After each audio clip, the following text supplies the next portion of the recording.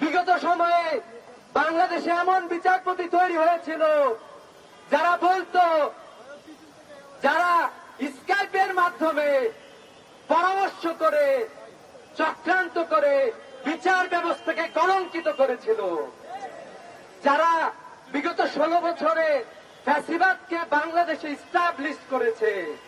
আজকে আমরা দেখলাম যে আমাদের বন্ধু মহল তাদের উপরে বন্দুক রেখে তাদের সাথে সলা পরামর্শ করে ডাকসু নির্বাচন বন্ধ করতে চায়।